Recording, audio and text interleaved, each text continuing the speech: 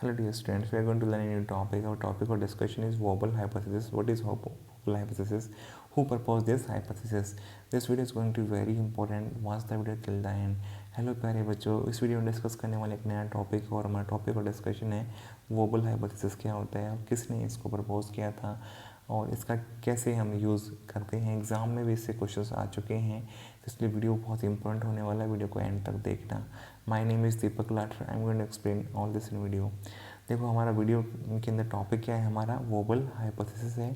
Wobble का मतलब क्या होता है, लेस इम्पोर्टेंट। क्या होता है, लेस इम्पोर्टेंट। इसके बारे में किसने बताया, फ्रांसिस क्रिक साइंटिस्ट ने बताया। क्या बताया कि जो जेनेटिक कोड होता है उसमें जो थर्ड बेस होता है, third base of genetic code कैसा होता है, लेस इंपॉर्टेंट। जैसे एग्जांपल से समझते हैं, हमारे यहाँ पे 4 कोडोन है, ये सेम एमसीडो कोड कर रहे हैं प्रोलीन को।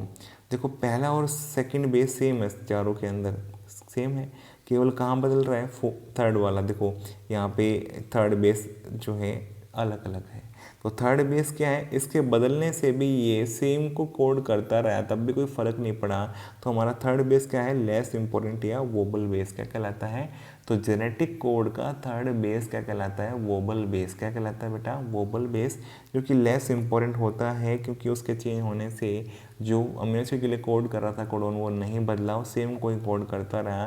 तो इससे फ़ायदा क्या होगा, इससे फ़ायदा ये होगा कि मान लो इन चारों के लिए एक ही, चार कोडोन के लिए एक ही टीआरएनए काम कर दे, तो यहाँ से हमें ये फ़ायदा है, अगर हमारे 61 कोडिंग कोडॉन्स हैं बेटा, उसमें से हो सकता है किसी 3 या 4 कोडॉन का एक ही टीआरएनए हो, तो हो सकता है हमें कितने टीआरएनए की ज़रूरत पड़े, 55 की ज़रूरत पड़े, 56 की ज़रूरत पड़े।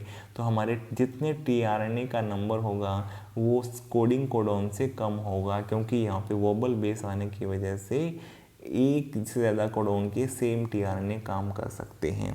तो यहाँ पे इसी चीज़ को बता रहा है, availability of 1 tRNA molecule for more than 1 codon, इसीलिए जो वोबल हाइपोथेसिस काम में आता है। देखो यहाँ एग्जांपल से फर्दर डायग्रामेटिकली समझते हैं। देखो हमारे पास एक एमआरएनए है, ये स्टार्ट कोडोन है, ये बाद में आया कोई कोडोन है, ये उसके बाद आया कोई कोडोन है। मान लो हमें यहाँ पे टीआरएनए लेके आना है, 4 टीआरएनए जिसके पास अमीनो एसिड अटैच है, और ये हमें पता है किसको कोड करता है, मान लो प्रोलीन को कोड करता है। आपने यहाँ पे देख लिया प्रोलीन को, तो इसके लिए एंटी कोडोन जो होगा, ये इसका एंटी कोडोन ये वाला होगा, तो ये इसे बाइंड कर जाएगा, ये इसे बाइंड कर जाएगा, और ये प्रोलीन अमीनो एसिड जो है चेन में लगाने के लिए लेकर के आ जाएगा 4 टीआरएनए।